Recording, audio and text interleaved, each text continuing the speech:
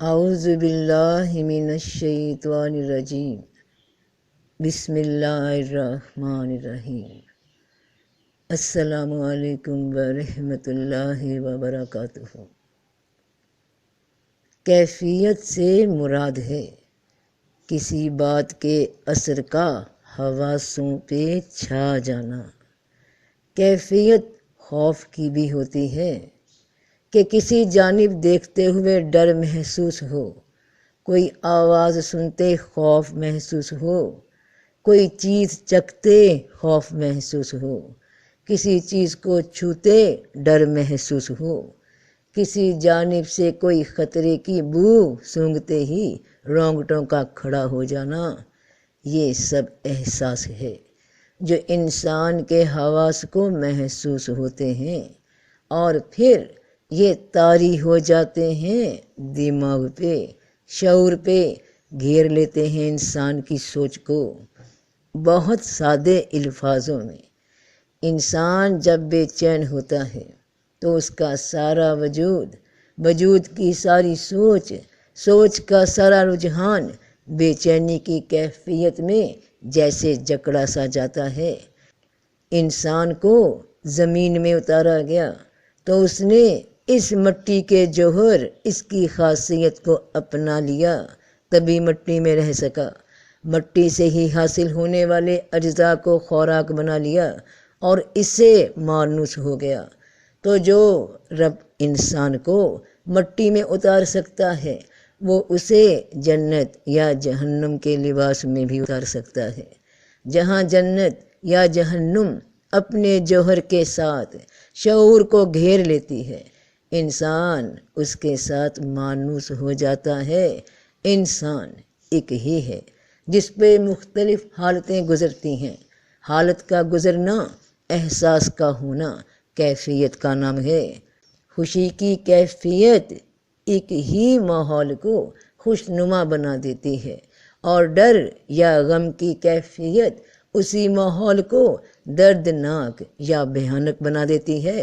باہر کچھ نہیں بدلتا، جو بھی بدلتا ہے وہ انسان کے اندر اس کے محسوسات میں بدلتا ہے۔ قرآن پاک میں لاتعداد مقامات پہ ذکر فرمایا گیا ہے کہ جنت کے نیچے نہریں بہتی ہوں گی، تو ان نہروں سے کیا مراد ہے؟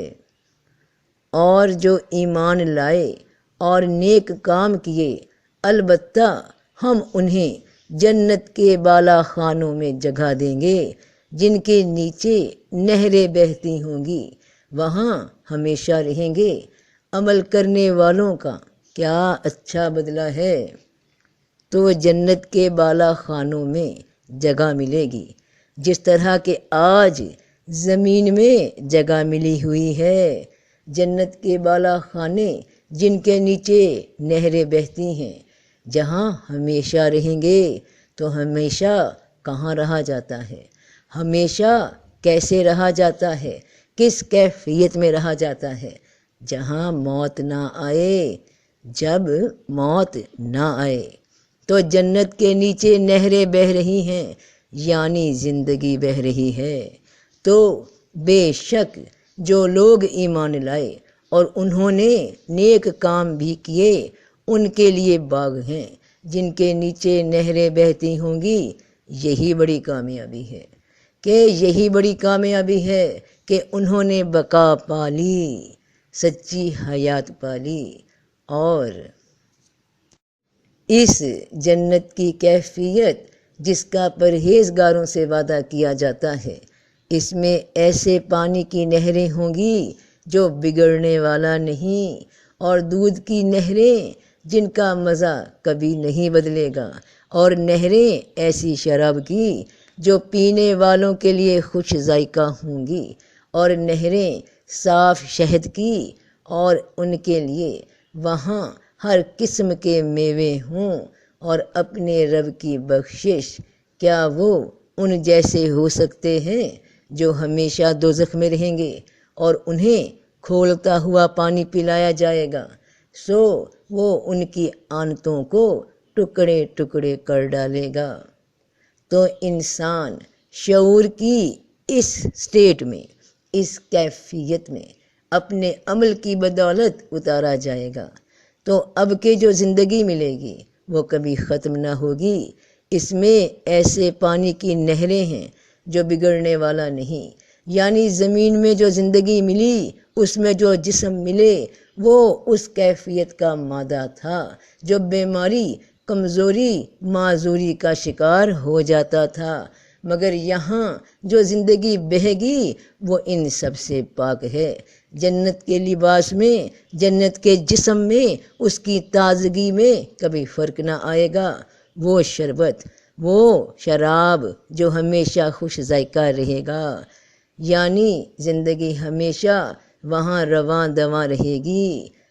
وہ شربت جو ہمیشہ خوش ذائقہ رہے گا، یعنی زندگی ہمیشہ وہاں رواں دواں رہے گی، جس کا ذائقہ نہیں بدلے گا، بنا کسی بیماری، کمزوری، لاچاری، معذوری کے، خالص شہد کی طرح جو صحت کو اور بھی تقویت بخشے۔ اور وہاں ہر قسم کے میوے ہیں، پھل ہیں، ثمرات ہیں، عمل کے ثمرات، تمہارے نیک اعمال وہاں تمہیں پھلوں کی شکل میں، یعنی انعامات کی شکل میں میسر ہوں گے۔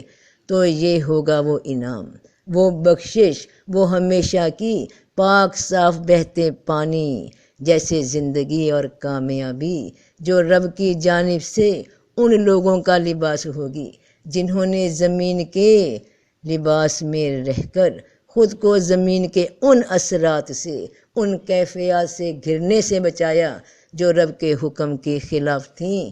تو جنت کا لباس اسے پہنایا جانا ہے جو پرہیزگار رہا، جس نے خود کو روکے رکھا رب کی نافرمانی کرنے سے۔ تو کیا جو نافرمانی کرتے ہیں، جو رب کے کاموں کے خلاف چلتے ہیں، کیا انہیں وہ جنت کا لباس ملے گا جس میں ہمیشہ کا سکون ہے، پاکیزگی ہے، ذائقے ہیں، جس میں آسانیاں ہیں، حیات ہے؟ نہیں، بلکہ وہ تو اپنی موت کو پکاریں گے، ہمیشہ کی موت کو، کہ کھولتا ہوا پانی یعنی موت کی سختیاں جو ان کے وجود کو تار تار کر کے رکھ دیں گی، لیکن موت نہ ملے گی۔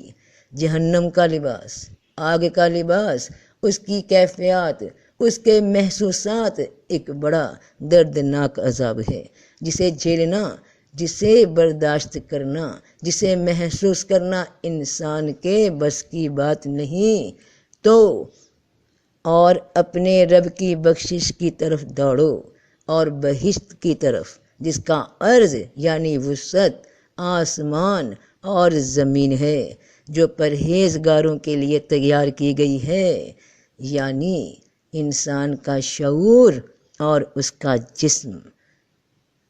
یہ آسمان اور زمین، ان کے کنارے جب پرہیزگاری کے ساتھ تم اپنے شعور اور جسم کو اپنے رب کی عبادت میں لے آؤ گے تو پھر سب خیر ہی خیر ہے، سب کچھ پالو گے انشاءاللہ۔ اس گہرے موضوع پہ ابھی مزید گہری بات ہوگی اور بہت جلد ہوگی، جیسے میرا رب چاہے، جتنا وہ حکم فرمائے، جتنا وہ مجھے الفاظ بخشے۔ تو سب کا بھلا، سب کی خیر، جیتے رہو بہن بھائیوں، بیٹے بیٹیوں، فی امان اللہ۔